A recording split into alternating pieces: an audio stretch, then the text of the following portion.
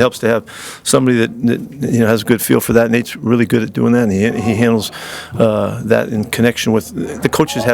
They're involved in it, but yet they don't have the say. And but we take their input when we can. But that's how we work it out, and we feel pretty clean. I didn't know where we were, but I know we're very comfortable with the process and the situations we've been through. That was Raiders coach Pete Carroll today on Wednesday, talking about the Raiders' successfulness. Is that a word? I don't think so. And it's also, I'll just say we can just go start it right now and say they haven't necessarily been successful on their fourth down opportunities, but Pete Carroll has graded out very, very well in a study of analytics in terms of making the right decisions on fourth downs this year. And that is filtered out for things like if the game is out of reach, if you're down 28, like you're probably going to be going for it anyway.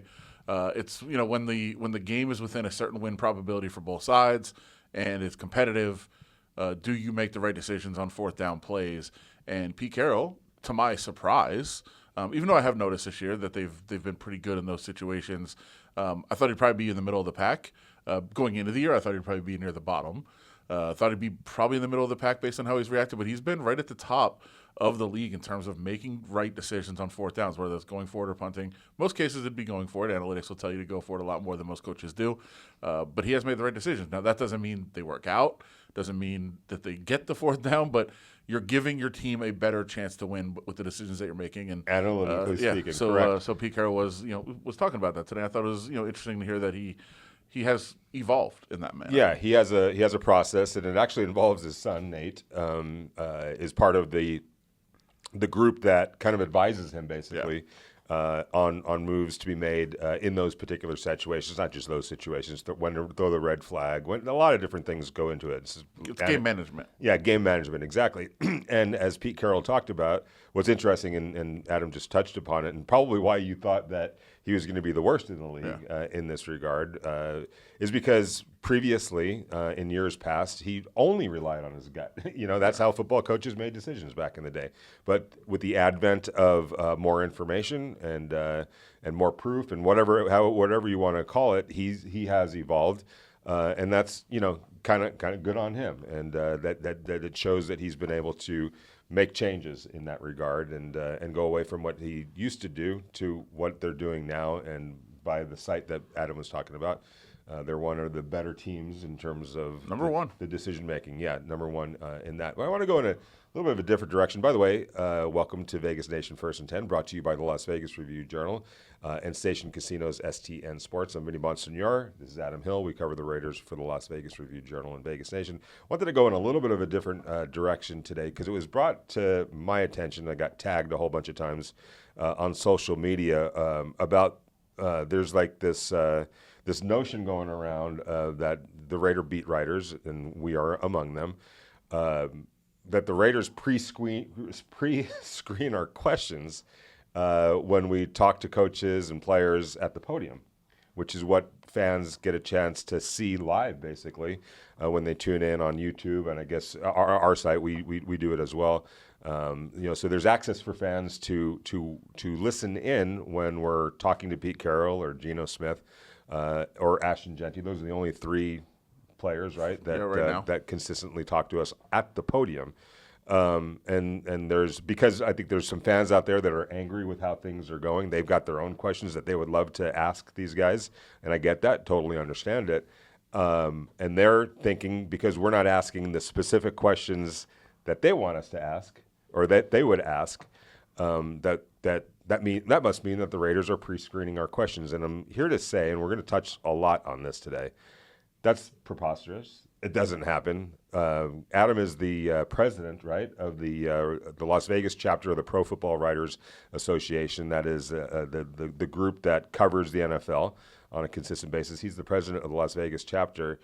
I can't tell you how tall of a mountain Adam would get on to scream and yell if that ever was even broached. And the fact that somebody actually thought that or brought it up, not only thought it, but like said it publicly, and it became a thing that came across our social media pages. It's just, that doesn't happen. That's not what's going on. And I'm going to get into some of the things that we do in terms of the podium. But if you want to first touch on that, the nonsense of the people actually thinking that we would allow the Raiders to tell us what to ask. Yeah, I would say in terms of like PFWA stuff in particular, we battle, and All the time. myself and the Raiders over, and not battle. It's a very good relationship, but it's, hey, you cut off our access 2 minutes early in the locker room. Right. Like that's not. It's 45 minutes by rule, by contract. Like that has to happen. Like you tried to clear us out of 43 minutes. Like that can't happen. Like that's the details that we get into. And don't, like the minutia of it all. Yeah, and like, hey, that's not right, and we're supposed to have this much time with this person. We're this sticklers coach was on talking that. every week. Like battle over every single all thing like that. sorts of Again, different I things. keep saying battle, but those are the discussions we have. It never would even come up. Like if they, it's such a silly proposition of. Like if they try to say, hey, like you need to like you can only ask this, or you're supposed to ask this, or you can't ask this, that would be like a non-starter. It wouldn't be a negotiation or it would be over. Like no, absolutely not. That's never happened. It's a wild notion, a wild. It's craziness. It's people. It's there's people out there that just don't know how journalism works and covering a team works. And even from the Raiders' perspective, they're not allowed to do that. There's like you can't do that. They wouldn't do that. They never have tried to do it, and we would never put up with it if they did. I'll also say before even we want to like, I think there's a fan element of you're watching the press conference and you want us to be mad and angry and yell like, why do you suck? Like right. That, I mean, why don't you fire your son, Brendan Carroll? Yeah, that's not a productive way to go about trying to get answers. First of all, you're not going to get the answer that you want. Like if you are a fan, you're just trying to express your emotion. You're not actually trying to get answers or get information. Right. So that it just doesn't. That doesn't. We're make not sense. mad. We're it not doesn't make mad sense. And or also, upset. and I will say, and I know that this has been a long running battle of, whether it's right or wrong. And I've always been very much on the, it's wrong side. Like I don't think fans of teams should cover their own team because you shouldn't be emotional. You shouldn't be on that level. It should be, hey, we're trying to observe naturally what is going on. I am a fan of teams in sports, not in the NFL, but I am a fan of teams in sports, and I don't think I would be good at covering those teams because I'd be too emotional about it. Right. After a game, I wouldn't be trying to like, hey, what was the decision on this? It would just be like, oh, why did we lose this game? Yeah. Like how? So like it's be a fan. different, right? It's a different mindset, different mentality, and so I think that there is I understand people that kind of get upset that you're not as emotional necessarily as they are, but that is the job. Like that's what we're supposed to do.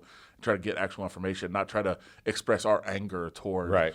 And by the way, the same thing. We shouldn't be after a win like celebrating. No, like, of course hey, not. you were so great today. That was awesome. Like No. that wouldn't be a good question either. So No, I think it goes both ways. Exactly. And going back to the podiums, all right, this is a relatively new thing, right? I would say, like for journalists like myself and Adam who have been at this for a long time. Maybe after a game, sometimes they'd bring the coach out to talk, in front of a crowd, of reporters. And we've done that many, many times, whether it's the manager in baseball, the coach in basketball or football. You would do that. You would be right outside the locker room, and you would quickly talk to the coach. But it being live, number one, is pretty new. Teams putting it out there on their websites or on YouTube is relatively new, and it's kind of taken on this whole thing of it almost feels like fans are assuming that this becomes sort of a town hall meeting type of a thing, and it's not. We're trying to do our jobs, and we all have stories that we're working on. And the last thing that we're going to do, especially now, look, as a young journalist, I was always taught, don't rely on the scrum, and the scrum means multiple other reporters, all of whom you're competing against. Like I like Ryan McFadden from ESPN, nice guy, we're friends basically, but I know that I'm competing with him, and it pisses me off when he gets something that I don't have. Right? It upsets us. I'm a competitor. Adam's a competitor, so it upsets us when somebody gets something that we didn't have. But we also understand, hey, he worked the room, he worked his sources, and he was able to get something that we didn't have. The other shoe is on the it's often the other way, where we'll get something that he didn't have, or any other of the reporters that cover the team or the cover the Raiders or the team that you cover. So I say that to say this. When we're in a setting like at the podium where everyone's watching and we're all there and people that aren't even here can watch and listen, that are doing their own things with the information that gets generated from here, I'm not going to ask all of my pertinent questions in that setting. I have enough access, whether it's to players or coaches or people in the building, that I don't need to rely on that, because all I'm doing, if I'm asking my most pertinent questions in a scrum where all my competitors are, not just here but maybe even elsewhere, or at the podium, same situation, I'm just doing their job for them, and I'm giving them information that they wouldn't otherwise have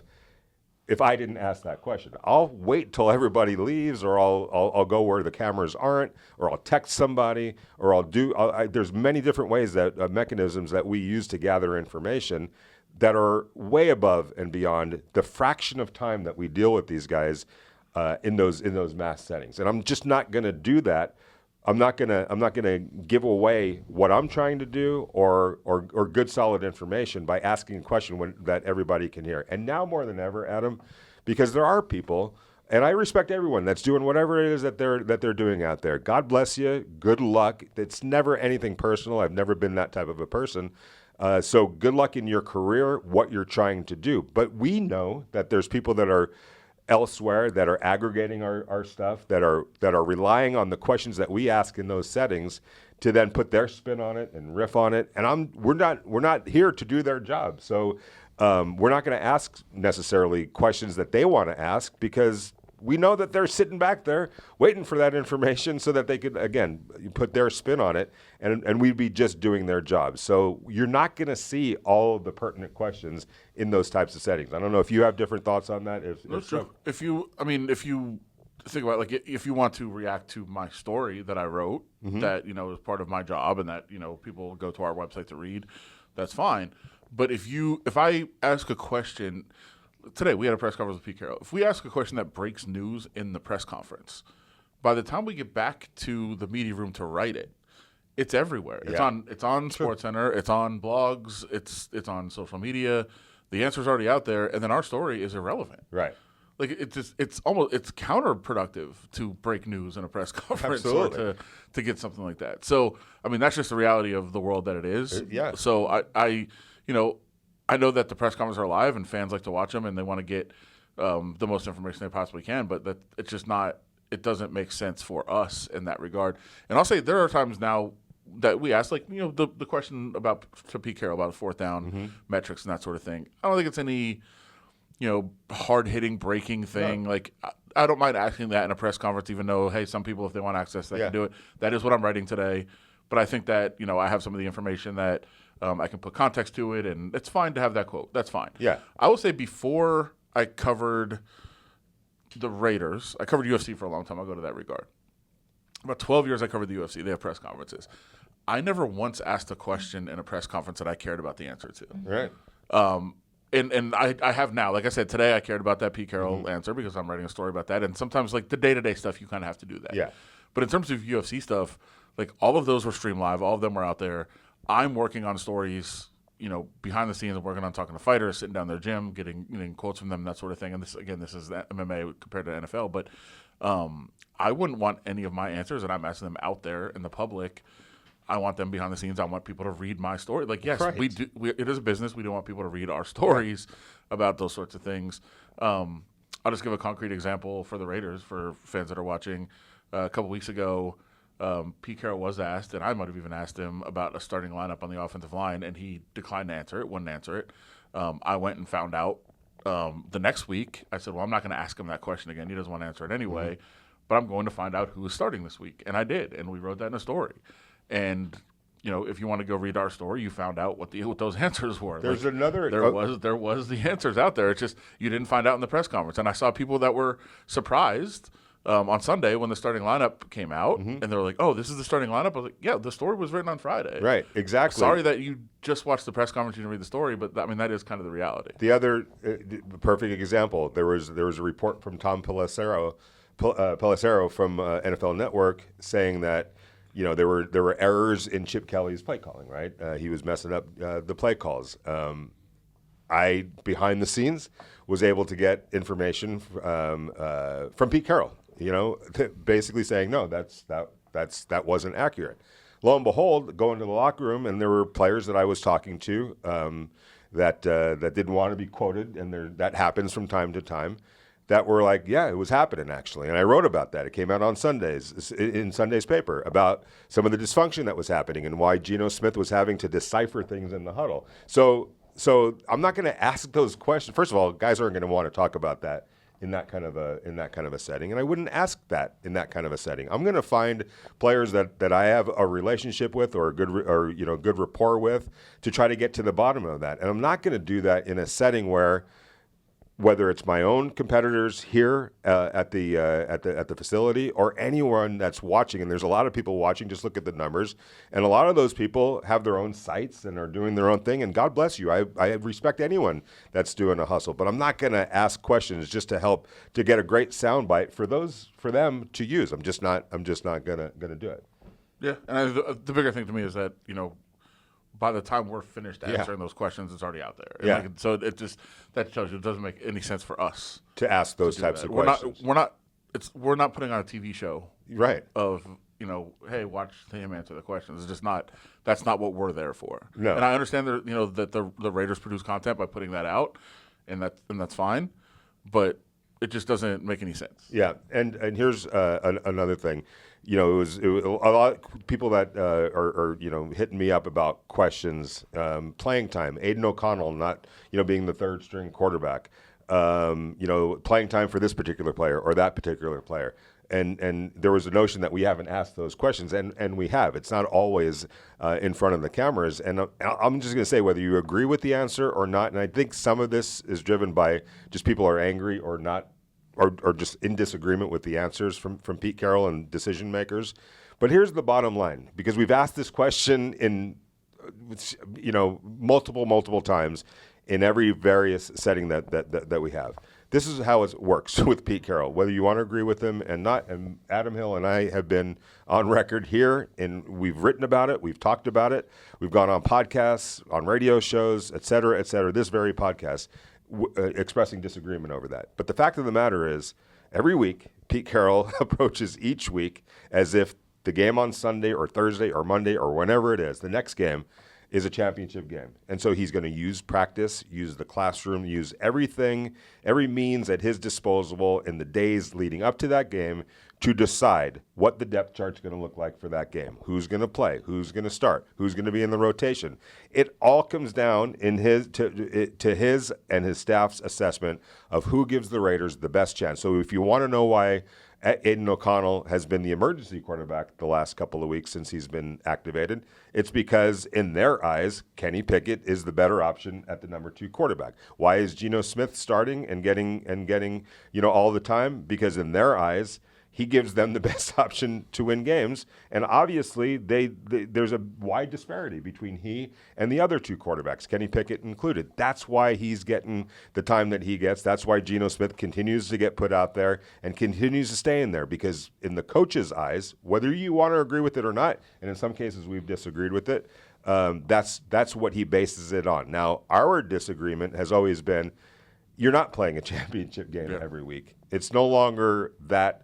You're no longer playing for any possibility of a playoff, and that's been basically long, out of their reach. And so, in our estimation, he should have been going more toward, okay, this Caleb Rogers may not give them the best option this week over Jordan Meredith or Alex Kappa, but for the betterment of the team in the future, Caleb Rogers should be playing. Now, we've expressed that to Pete Carroll and asked that question to Pete Carroll, whether it's in front of the cameras or sometimes off to the side or in other mechanisms that we have for information gathering. And he says, I don't coach that way.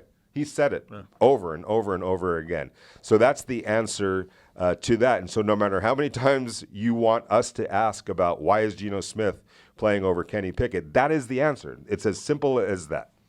Yeah, and I guess just in another direction to wrap things up for me, that you also get very, very different answers on camera and off camera. Completely. And so there are times where if you're actually trying to get to the bottom of something, there's no reason to ask it Zero. on camera for multiple reasons. As I just pointed out, you're just letting everybody else hear the answer you're trying to work on. But at the same time, the answers are different. And that's both at a podium where there's 10 cameras around you. You have to imagine that a player is not going to really open up, or Pete Carroll's not really going to open up with all these cameras that are focused on him, and that he sees in a reminder that, hey, this is going out to everyone, Exactly. this is live.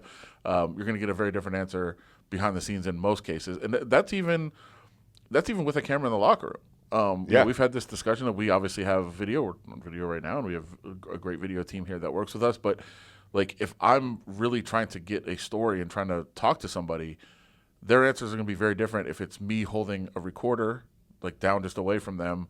They know that it's on, I'm saying, but you know, that they don't have to stare into a camera. And if there's a camera right in their face, the answer is going to be very different. Mm-hmm. So, I mean, that's part of it too, where if you're really trying to hit, especially a sensitive topic or a hard-hitting topic or investigative, or like getting to the bottom of something, a camera does change the answer as well. So that's part of it. And I'll say one more, and I was just thinking about using his name. I won't use the player's name. Mm-hmm. It's probably not hard to figure out because it was very public, and we even talked about it on the podcast a couple years ago. I asked a question at a press conference to a player. The team was 0-4 at the time, I believe. It was about something that was non-football related, an activity he was participating in outside of football. It was announced, you know, hey, big announcement on a Wednesday morning. Just say who it was. It's fine. All right, it was Devontae. Devontae Adams was he was going to be he was going to drive a pace car in the NASCAR event here in Vegas. In Vegas, the Vegas 400, whatever it was. And you know, I said, hey, this is a cool experience for you. Are you excited about that? And he snapped at me, and it was like a pretty aggressive answer. This was on camera. On camera during the press conference. I know what you're trying to do, I'm not going to whatever. And then he came to me right after it was over, when we talked in the locker room, and he was like, "Look, I can't answer that question with all these cameras on me, where all the fans are watching, and they're going to say, hey, you don't care about football.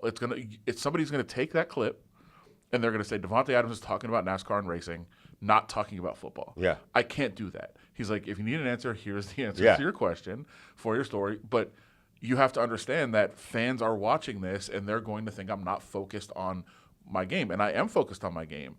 That is something else that's going on at a totally different time. But in this context, it's tough to answer that on camera, right? So, and I totally agree. I understand that. And I think he's way overthinking the situation. Sure. But that's the level I understand his answer. I understand where he's coming from. And then I got an answer from him later. But that's what he said. Hey, look, these cameras are on me. It's live. Fans are watching. I don't want to answer something that's not football when we're 0-4. The amount of conversations that I've had with players that have been at the podium, walking off the camera back to the locker room, that's the best stuff. And and I'm going to end this as well too. If you want that information, if you want answers to your question, I answer all of the questions in my mailbag that I do every single week. Every question that you guys have that I've seen that hasn't, you know, that's been said that hasn't been asked has been asked, and I've provided answers too based on my reporting. That isn't always, and 9 times out of 10, it's not done in front of those cameras. It's in the locker room. It's going to players away from the cameras, and that's real quick. I'm going to point this out too. It's to the point where, as journalists like Adam and I, when you approach a player and start talking to him, and if somebody else comes up, you have the right. This is an unwritten rule, basically, or it's a said rule in our profession. Like if somebody were from another competing paper or organization or outlet came up to talk to us, you have the right to say, hey, go. You could talk to him, on your own time. But this is a conversation that I'm having with this player right now, and the good journalists understand that and don't even cross that line. But there are cases where it does, and you just have to remind somebody, hey, not back off, but basically you give them a look and they understand. All right, Vinny or Adam's getting this particular player or this coach for his own purposes. I'm going to back off here. But what I would urge you guys to do, if you want the answers to your questions, watch our podcast, because we've touched on everything that I've seen out there that is quote unquote hasn't been asked, has been asked, and it's been addressed. And we've talked about it on this podcast. We've written about it. Adam has a column. He's talked about a bunch of different things and written a bunch of different things about some of these sore subjects, right? With the Raiders, some of the weaknesses, some of the flaws, some of the disagreements that we have. It's all at Vegas Nation. It literally is. And we go on the radio, we go on other podcasts, and we talk about some of these issues that you're talking about. So even Jim Gray, somebody brought up Jim Gray, and his role, with the Raiders. Look, here's what I know based on the reporting that I've done on it. He's an associate of Tom Brady. They're very close. They have some business operations. They do a podcast, right, together. So they have a good relationship. That relationship is also extended to Mark Davis, the Raiders owner. So they talk. Jim Gray talks to Mark Davis. Now, if you're asking to what extent Mark listens to him, you're never really going to get a straight answer on that. And that's something that, yeah, we're friends. We have a relationship. And does he give his opinion on things to Mark Davis? I'm sure he does. But to whatever level that information or that advice or those thoughts get used, only Mark Davis knows that. And he's never going to tell you, yeah, I listen to everything he says and I do anything that you're just not going to ever get to the bottom of that, right? Yeah. He has his thoughts on that. So, I mean, I get it, but honestly, just read. Don't just rely on the podium for your information, because we're not going to ask all the questions that you want for all the reasons that we've been talking about. We have our own interests, our own stories that we're working on, our own ways of gathering information, and I would defy anybody to say that we're not giving you everything that's pertinent about this football team, right on down to all the decisions that are being made. Do you agree with those decisions? No, we don't agree with some of those decisions that Pete Carroll and previous regimes have made. But we can't yell at them. We can't scream at them. We can't argue with them. This isn't a court of law. They made their decision. We asked the questions, whether it's in front of the cameras or off to the side, and it's our job to either express our disagreement in our stories. In his case, he's got a column that provides him that kind of a platform, or in my case, as the beat writer of the team, just sort of explain what the thought process was. So. Thanks for letting us basically address that. It's out there. But again, I would urge you guys to read the stories, listen to the podcasts, listen to us when we're on radio shows, because basically everything that you guys are asking, we have talked about and we have addressed through our own reporting that doesn't necessarily, and in often cases, is far away from the podium and the cameras and YouTube channels. Yeah, and we can also, we can do, it's a media and public trust in media, that sort of thing is a subject I care very deeply about. Mm-hmm. I can do it a lot, but, sometimes like when you have trusted sources, like I'll say us, hopefully you trust us, but trusted sources out there who are actually in the locker room and talk to people, like a lot of times anonymous sources are better than on-the-record sources in terms of getting information out. Yeah. We'd rather have people on the record and, attaching their name, but that's how you get more information out sometimes. So, if you see those sometimes when you're just like, oh, anonymous, they won't put their name on it. Well, that gives them the freedom to talk. And so but even more than anonymous sources, it's background and stuff like that. So when you're listening to us, like you might see somebody out there and you might watch a podcast and they're reacting to publicly available information or something that goes on in a press conference, which again is just scratching the surface of the reality. Like we're not just making things up when we talking here, like and reacting to something like that. Like we're spending our entire day getting information, talking to guys, and then relaying to you, even if we're not saying, hey, this guy said this. Yeah.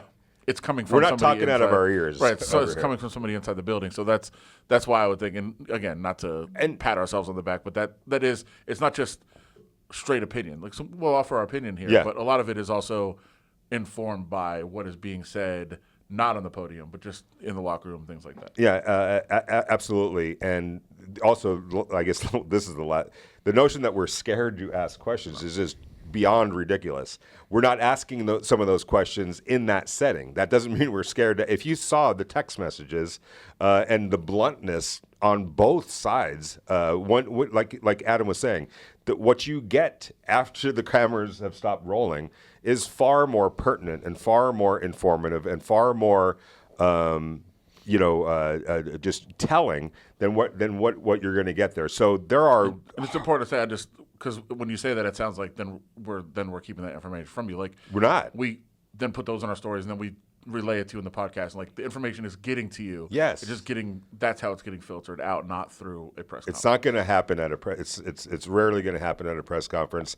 Sometimes it is, especially in the raw moments after a game. But the good reporters that are experienced, that have been doing this for a long time, we're not trying to not sugarcoat anything. We're not trying to not ask those questions. It's where we ask those questions that becomes very pertinent for us for the purposes and the reasons that we've articulated. Yeah, correct. And on that note, we're going to take a quick break. And when we get back, we'll give our thoughts real quick on what happened today in Raider World and as they get prepared for the Denver Broncos on Sunday. Welcome back to Vegas Nation First and 10, brought to you by the Las Vegas Review-Journal and Station Casinos STN Sports. I'm Vinny Bonsignore. This is Adam Hill. We cover the Raiders for the Las Vegas Review-Journal and Vegas Nation.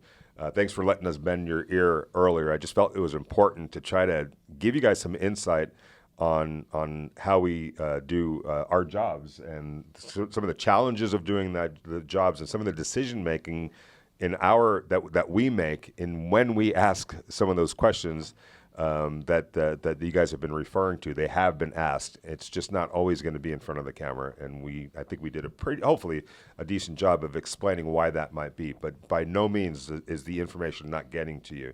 You just have to read it at vegasnation.com. And that goes for ESPN, too. I'm not trying to, like Ryan McFadden does a great job. Other reporters here do a great job.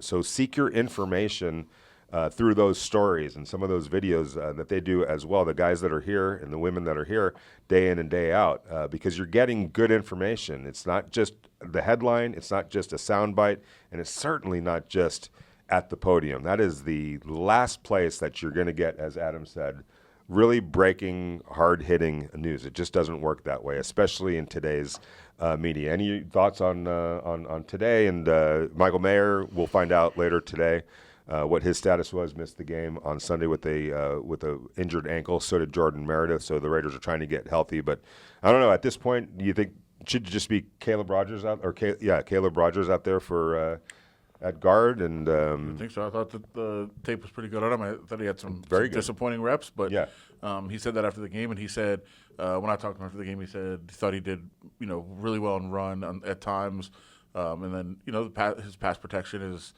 still it's coming along, it's developing, and I thought he had some good reps there too, but he felt more comfortable in the run in terms of his first appearance in the NFL for sure. So that is something to watch in terms of who's playing there. On the offensive line, I would think, we've been yelling for it for weeks, that he gets more opportunities at the offensive guard position to continue to develop here at the end of his rookie season. I talked to several people today about what we talked about at the top of the show, the analytics stuff, and just their fourth down decision making, how it's been, right. And look, that doesn't. I think it's important. I'm. The way that you were very worked up on the podium stuff, and I think we both are, and I think it's important. Analytics is my thing, along with special teams is my thing for sure too. But analytics is definitely one of my biggest things, and I'd often tell people, like, just because you make the right decisions doesn't mean you're going to win, or doesn't mean it's going to work out well. All you're doing is trying to find, half a percentage here, 1% here, better opportunity to win. Give yourself a better chance. Put yourself in a better position. So yes, you could say the Raiders have made the right decisions on fourth downs, and they haven't won games. That's not really how this works. You don't win just because you make the right decisions. You make the right decisions to eventually give yourself a better chance at something. Right, and maybe down the road, those decisions will lead to more wins. All that means is over the course of, say, you could say, 5 years, like 100 games, whatever you want to say, you're putting yourself in a better chance to win more of those games. Doesn't mean you're going to do it. You never know what's going to happen. I mean, you could try a field goal and the kicker could jam his foot into the ground, like we saw. Although I don't think who actually kicked the ground. I think he intentionally didn't kick it because the ball wasn't held properly. There you go. Just because you make the right decision doesn't mean you're going to win games. But over the long haul, and this is 12 games. Mm-hmm. Over 12 games, you might not see that that huge difference in making the right decisions, but over a greater period of time, after several seasons, over the course of a coach's tenure, you're going to put your team in a better position to win. There you go. Last thing I'll say as it relates to Chip Kelly and Pete Carroll, whose offense it was and whose fault it was. look, there's like various sides to this story, and you've got people behind the scenes that are trying to paint the most beneficial picture for their side of that story. So whenever you see contrasting information, like this wasn't Chip's offense, it was Pete's offense. Somebody from Chip Kelly's side of things made sure to get that out there because they've got their client, maybe, if it's an agent trying to get their client, clean up that reputation. There's going to be Pete Carroll's side to that story. There's going to be Geno Smith's side to that story. There's going to be a lot of different various sides to the story. And literally getting to the bottom of it is going to be really difficult because everyone's going to be entrenched in their position, giving their side to the story. And look, did Pete Carroll and Chip Kelly have a great relationship? I was told that they haven't been talking for a while or talking extensively for a while. But Pete Carroll's never going to say that. Chip Kelly's never going to say that. Why? Because they're professionals. They've been down this road before. They've seen it all. The relationships that worked, the relationships that weren't working, all of that. And they're always going to put a positive spin on it out in front of the cameras. That's just how that sort of works. Here's what happened. It didn't work. And I don't think that there was mutual ground, and Pete's definitely alluded to that, and he's done it in his own kind of way that he says things optimistically and in the most positive possible way. They worked at it. It didn't work. The offense obviously wasn't working, and he got fired. It's and to try to figure out who was most at fault, I think you're just going to be chasing your tail around trying to figure that out. For the Raiders, it's learn from the mistake, try to be better for it, and try to make a better hire that maybe fits with the head coach and his vision when you have that opportunity to make the next hire for offensive coordinator. Yeah, learn the lessons, and if it was, hey, this coach had too much influence over this other coaches, then hey, learn, maybe don't do that next time. Let the offensive coach do his thing. And if it was the offensive coach just bungling it, then do a better job hiring the offensive coach. Like, you have to know the realities. You have to know the real truth, what was there. And I would say a media 101 homework is to go back to that. You reference it. I'll just say it more bluntly in a way of go back to the stories that came out, the cycle of stories that came out on that subject, and just try to don't read the story necessarily just to read it. Read it and say whose best interest is this serving? That's probably where this story came from. Exactly, and that's how that sometimes works. And somewhere in the middle of all that is sort of the real story. But the bottom line is it wasn't working, and the Raiders, Pete Carroll sized that up. The Raiders sized that up and said it's best to just go ahead and cut it off at this point and move forward, trying to be better and trying to make better hires in the future. Doesn't mean that Chip Kelly can't coach anymore. It doesn't mean that Chip Kelly, is a terrible coach or a terrible person. It just wasn't working in this situation. I'm sure he'll land on his feet somewhere down the road. Anyway, thank you so much for letting us bend your ear a little bit about that. I felt it was important to give our perspective of certain things and why certain things are done the way they're done. Nobody's scared to ask questions, and nobody's been told the questions to ask. It just tells you that there's just a disconnect sometimes in how this all works. It's just not even close. That it couldn't even be further from what's really going on and the accurate side of things. Or I don't like looking at my phone during the show, but I have to. Yeah. There's a listener that sent out some tweets yesterday. Mm-hmm. Roxo, I believe it is. Okay. Thank you. Good job. Good feedback, and I appreciate you. And I want to look up your Twitter handle just to see. But he issued an apology. Oh yeah. I've said some horrible things, and I said, hey, you know what? That's cool of you. So don't have to do that. Not necessary. We'll be wrong just as much as we're right, probably, or maybe a little less. But we'll be wrong at times too. So you don't have to do that. But I appreciate you even thinking like, hey, I might have said some mean things or some over the top things at some point, and maybe I was wrong. And hey, cool, thank you. Yeah, and one other thing, there was this sentiment out there that we don't have the touch of the fans. I gotta say, number one, I do a Raiders fan rally the night before every single home game, and there's plenty of fans from all over the country, here in Las Vegas, everywhere else. And I am accessible, and I talk to them. I hear their frustrations. I hear their angers, and sometimes I've even they've given me a question to ask. I'm like, okay, yeah, I'll ask. I'll yeah, good. That's a good question. I'll go ask. People DM me, they email me, fans all the time, and the ones that do can stand up and say that they do. I'm always trying to be as gracious as I possibly can. I hear all the fans, frustrations. I know what the anger is and what they're angry about, and I get it. And I'm always accessible. I know Adam is as well. And so to say that we've lost touch or don't have touch of the fans, that can't be further from the truth. And I know the ones that really deal with me all the time, whether it's texting me, there's fans and readers that have my phone number, and they text me during games, for crying out loud, after games. And so, yes, I totally understand it. I totally get it. I understand why you're angry. All we're simply saying is if you're relying on just those questions at the podium for your information, then you're doing yourself a disservice. Read our stories. Read stories from other reporters that cover this team, because that's where the information is. And all those questions that you guys have definitely been asked, and those issues have been addressed all sorts of different ways. Yeah, right. Vegas Nation, we have our Q&A. I do a weekly Q&A that comes out on Sundays on game day.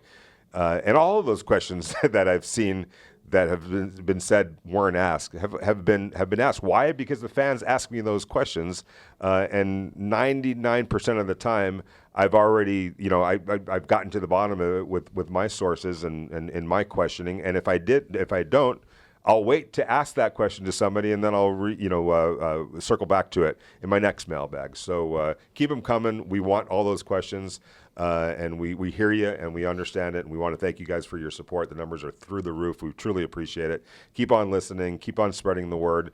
Keep on hitting the subscribe button. And don't forget mylvrj.com/nation. That's mylvrj.com/nation. You can get the next 3 months of a Vegas Nation digital subscription for one whole quarter, 25 cents. We'll see you guys after the game on Sunday? Yes, because Adam is going up to Boise, Idaho, to cover the UNLV game on Friday. He's leaving on Thursday, so he'll be covering that. Keep an eye out for that. So we're not going to do our normal Friday episode, but we'll be back at it with you guys immediately after the game on Sunday. I got some restaurant recommendations from Ashton Genty, but I didn't do it at the podium. There you go. See, there you go.